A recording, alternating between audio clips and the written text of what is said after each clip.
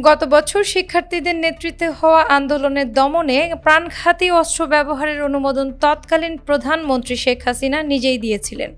সম্প্রতি বিবিসির যাচাই করা একটি কথোপকথনের অডিও রেকর্ডিং ফাঁস হওয়ার পর একই ধরনের বিষয় নিয়ে অনুসন্ধানী প্রতিবেদন প্রকাশ করেছে আল জাজিরা। প্রতিবেদনে বলা হয়েছে, প্রাক্তন প্রধানমন্ত্রী শেখ হাসিনা গত বছর তার সরকারের নীতির বিরুদ্ধে প্রতিবাদরত শিক্ষার্থীদের ওপর মারাত্মক অস্ত্র ব্যবহার এবং যেখানেই পাওয়া যাবে সেখানেই গুলি করার একটি খোলা আদেশ জারি করেছিলেন। আল জাজিরা হাসিনার গোপন ফোন কল রেকর্ডিং প্রকাশ করেছে।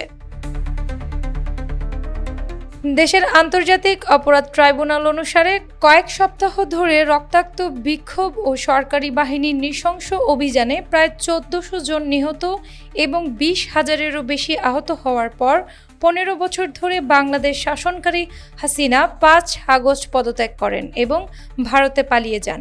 আল জাজিরা ইনভেস্টিগেটিভ ইউনিট বা আই ইউনিট এআই কারসাজি হয়েছে কিনা যাচাইয়ের জন্য ফরেনসিক বিশেষজ্ঞদের মাধ্যমে রেকর্ডিংগুলো বিশ্লেষণ করেছে এবং ভয়েস ম্যাচিংয়ের মাধ্যমে কলকারীদের শনাক্ত করেছেন।